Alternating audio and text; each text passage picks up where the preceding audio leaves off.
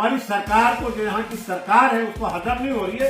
वो सोच रही है हमने मुसलमानों से तो सब ले ही लिया, बाबरी मस्जिद तक ले लिया, किसी ने हमारे साथ अच्छा नहीं किया। जो लोग अपने आप को बहुत ज्यादा सेकुलर बनते होंगे ना, उन्होंने भी हमारे साथ भला नहीं किया।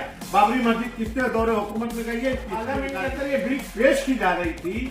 महाराष्ट्र में जो उद्धव साहब के एमपी 9 जीत करके गए, जिसको मुसलमानों ने बढ़ चढ़ करके हिस्सा लिया था, उनको वोटिंग किया और उनको जिता के लाया। यहाँ तक कि महाराष्ट्र में एक मुसलमान सीट थी, इम्तियाज जलील साहब जी, वहां पर भी मशाल के कैंडिडेट खड़ा हुआ। लोगों ने, मुसलमानों ने ये नहीं देखा कि इम्तियाज जलील वहां पर है, लेकिन उन्होंने मशाल के कैंडिडेट को वोट दिया और जिसमें इम्तियाज जलील हार में बिल पेश किया जा रहा था। और उद्धव साहब के जो 9 सेकुलर एमपी, जिनको बहुत सेकुलर समझ के कर दिया गया था, 9 के 9 गाय। अस्सलाम वालेकुम। जैसा कि पूरे हिंदुस्तान को मालूम है, वक्फ और औकाफ की जगह पर हमारे देश की जो पार्लियामेंट है, उसमें एक बिल लाने की कोशिश की जा रही है, ताकि वक्फ की जगह जो यहाँ की गवर्नमेंट है, जो यहाँ की सरकार है, वो अपने अंडर में लेना चाहती है। ऐसा बिल वो पेश करना चाह रही थी और कोशिश भी की उसने पेश करने की। लेकिन मैं आपको बता दूं, वक्फ की जगह का मालिक कौन होता है, वक्फ की जगह के बारे में, वक्फ चीज है क्या चीज। वक्फ की चीज वो होती है, जैसे किसी के पास बहुत ज्यादा प्रॉपर्टीज हो, उस प्रॉपर्टीज का कुछ हिस्सा वो मस्जिद को दे दे, कब्रिस्तान को दे दे, हॉस्पिटल को दे दे, उसके नाम पर डोनेट कर दे, फिर उस पर उसका अख्तियार नहीं रहता। वो जब डोनेट करती है या वक्फ करती है तो वो औकाफ एक कमेटी है, उसके अंडरटेकिंग में चली जाती है, ताकि उसका फायदा गरीब गुरबाओं को पहुंचे। अगर मस्जिद को दी है तो उसका फायदा, उस पर कोई चीज बना करके, उसका मस्जिद को फायदा पहुंचे, कब्रिस्तान को फायदा पहुंचे या हॉस्पिटल को फायदा पहुंचे। जो चीज उसको बनाना चाहती है वो बना करके अपने अंडरटेकिंग में ले करके, उसका मालिक खुद औकाफ के लोग होते हैं, वक्फ के लोग होते हैं। ये उसका तरीका है। लेकिन वो भी बात हमारी सरकार को, जो यहाँ की सरकार है, उसको हजम नहीं हो रही है। वो सोच रही है हमने मुसलमानों से तो सब ले ही लिया, बाबरी मस्जिद तक ले लिया, किसी ने हमारे साथ अच्छा नहीं किया। जो लोग अपने आप को बहुत ज्यादा सेकुलर बनते होंगे ना, उन्होंने भी हमारे साथ भला नहीं किया। बाबरी मस्जिद किसने दौरे हुकूमत में गई है, इसकी हिस्ट्री निकाल लीजिएगा।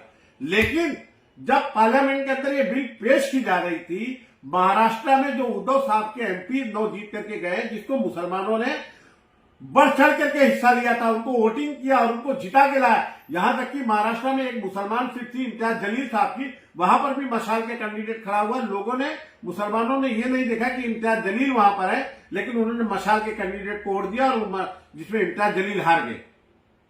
कहना यह चाह रहा हूं कि जब मुसलमानों ने तुमको बढ़ चढ़ करके वोट दिया, और यहां तक कि कहीं कहीं तो हमने देखा कि मस्जिदों से ऐलान हुआ कि जो उद्धव साहब की पार्टी है, जिसकी निशानी मशाल है, उसको वोटिंग करो। लेकिन जब पार्लियामेंट में बिल पेश किया जा रहा था, उद्धव साहब के जो 9 सेकुलर एमपी, जिनको बहुत सेकुलर समझ के कर दिया गया था, मुसलमानों ने वोट दिया था, जिनके लिए तमाम मज़ाहिब के लोग, खासकर मुस्लिम कम्युनिटी के जो उलमा थे, तमाम मुस्लिम कम्युनिटी के जो दानिशवर लोग थे, तमाम एनजीओ थे, डॉक्टर थे, तमाम वकला थे, तमाम लोगों ने ये कहा कि नहीं, अब की बार हमको मशाल को वोटिंग करना, उद्धव साहब की पार्टी को वोटिंग करना। लेकिन जब बिल पेश हुई, 9 के 9 गायब। कहां गया सेकुलरपन? अरे मैं लोगों से पूछना चाहता हूं, इनसे सवाल पूछो कि हमारा वोट इसीलिए लिया था क्या कि जब हमारे खिलाफ कोई बिल पेश हो तो आप गायब हो जाओ? आने वाला इलेक्शन बहुत नजदीक है। आप लोग इस बात का खासकर ध्यान रखें कि आपके ये वही उद्धव साहब हैं जिन्होंने अपने यहाँ के हाउस में ये कहा था, जब हाउस चल रहा था, जब यहाँ के सीएम थे, उन्होंने कहा था कि बाबरी मस्जिद हमने गिराया, हमको गर्व है। बांद्रा में एक प्रोग्राम हुआ था, उद्धव साहब, राष्ट्रवादी पार्टी, तब दोनों एक थी, कांग्रेस, ये तीनों ने मिलकर के एक प्रोग्राम किया था। उस पर तमाम मुस्लिम एमएलए भी मौजूद थे, कांग्रेस के, राष्ट्रवादी के, और उद्धव साहब भी मौजूद थे, तमाम पार्टी के एमएलए मौजूद थे। वहां पर मुसलमानों की बड़ी तादाद थी उस प्रोग्राम में। उधर भी उद्धव साहब ने कहा था कि बाबरी मस्जिद हमने गिराया। अरे आपको तभी समझ लेना चाहिए, ये सिर्फ आपका वोट लेंगे, ये कभी आपके लिए बोलेंगे नहीं। कोई नहीं बोलता मुसलमानों के लिए, कोई बोलने वाला पैदा ही नहीं हुआ। मुसलमान का दर्द सिर्फ मुसलमान कर सकता है। इसके लिए इम्तियाज जलील को महाराष्ट्र से हरा दिया गया। अब वासिम आजमी साहब बोलते हैं और आपके असदुद्दीन अवैसी साहब बोलते हैं, कोई भी बोलेगा, इकरा हसन बोलेगी और भी जितने मुस्लिम लीडरान है वो बोलेंगे, लेकिन तुम्हारे लिए दूसरा कभी नहीं बोलेगा। जब तुम्हारे खिलाफ चाहे वक्फ बोर्ड की मसला हो, वक्फ बोर्ड की चीजों को छीनने का वक्त आ जाए, चाहे आपके मजहब पर आ जाए, चाहे आपके मदारिस पर आ जाए, मसाजिद पर आ जाए, खाने पीने पर आ जाए, जब जब भी ये बात उठेगी सब खामोश। बोलेंगे कौन?